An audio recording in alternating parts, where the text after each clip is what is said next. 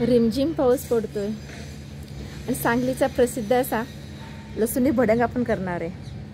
कारण अशा वेळी खमंग चविष्ट तिखट भडंग खायला प्रत्येकांना आवडतो।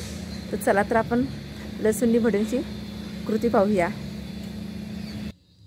भडंगसाठी आपण साहित्य घेतलेलं आहे, कढीपत्ता घेतलेला आहे, मीठ असतं चवीनुसार, कोल्हापुरी मसाला आहे, शेंगदाणे आहे, हे लसूण घेतले आहे सालीसकट। भडंग मसाला करण्यासाठी आपण 1 चमचा जिरे, 1 चमचा बडीशेप, 2 चमचे धने आणि 2 चमचे साखर आणि सर्वात महत्त्वाचं हिंग फोडणीसाठी। त्यानंतर तेल असणार आहे आणि हे आपण हे भडंगचे मुरमुरे घेतले, असे गुटके असतात हे, तर असे कुरकुरीत घेतलेले आहेत भडंगाचे मुरमुरे। तर चला तर आपण कृती करूया। सर्वप्रथम आपण हा भडंग मसाला बनवून घेणार आहे। तर मिक्सर मध्ये आपण ह्याची पावडर करून घेऊया। तर अशा प्रकारे आपला भडंग मसाला तयार झालेला आहे। तर आपण कढईमध्ये आता शेंगदाणा तेल घालून घेऊया। तर आपण ह्यामध्ये शेंगदाणा तेल घालून घेतलेले 3 पळी, छोटे पळी आहेत या।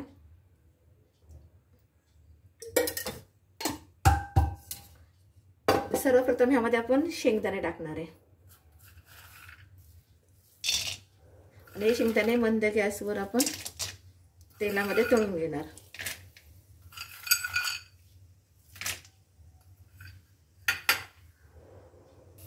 आता हे शेंगदाणे तळून झालेले आहेत, आपण हे डिश मध्ये काढून घेऊया।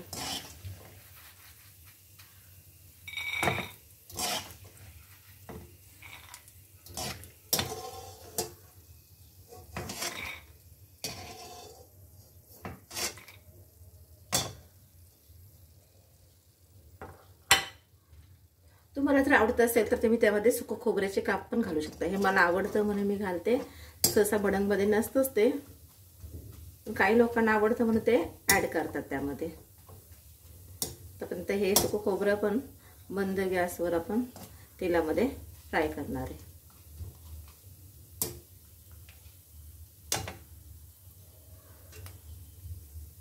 आता हे सुकं खोबरं सोनेरी रंगावर येईपर्यंत आपण तळून घेतलेले। आता आपण हे प्लेटीमध्ये काढून घेऊया।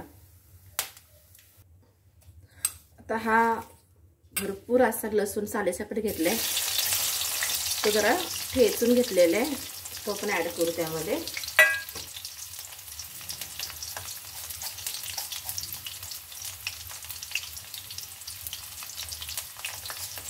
थोडीशी मोहरी,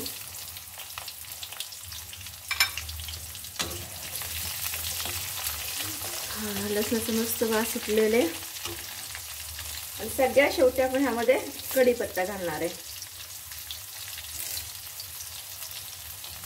थोडं हिंग घालून घेऊया।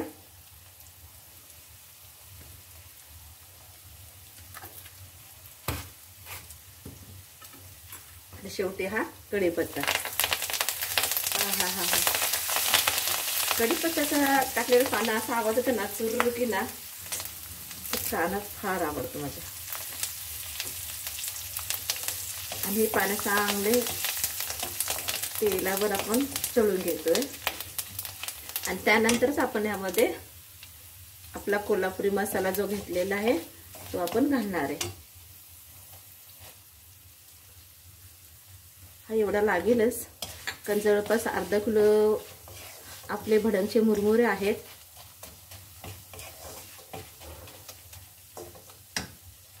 आणि हा जो मसाला आपण केला होता तो आपण ऍड करणार आहे।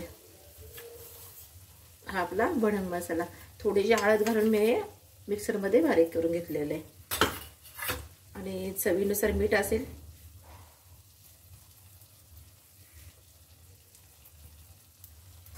आणि आता आपण हे गॅस बंद करून घेऊया आणि नंतर ही सगळी फोडणी आपल्याला त्या भडंगच्या मुरमुऱ्यावर टाकून घ्यायची आपल्याला।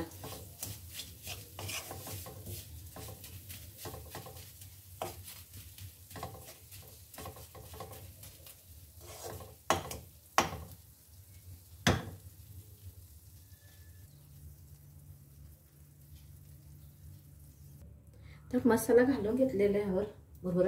आता तो चांगला मिक्स करूया। आणि सहसा हाताने केलं सगळ्यात उत्तमच, कारण प्रत्येक मुरमुऱ्याला तो मसाला लागेल. तर आपण हे हातानेच करूया. थंड झालेला तो मसाला आपण हाताने मिक्स करूया. तर आपण अशा प्रकारे सगळा मसाला ह्या मुरमुऱ्याला लावून घेतलेला आहे.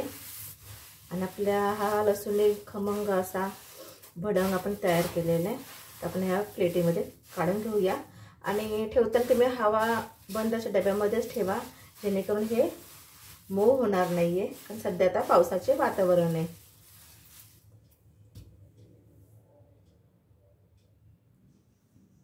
तयार आहे आपला हे लसूणी भडंग.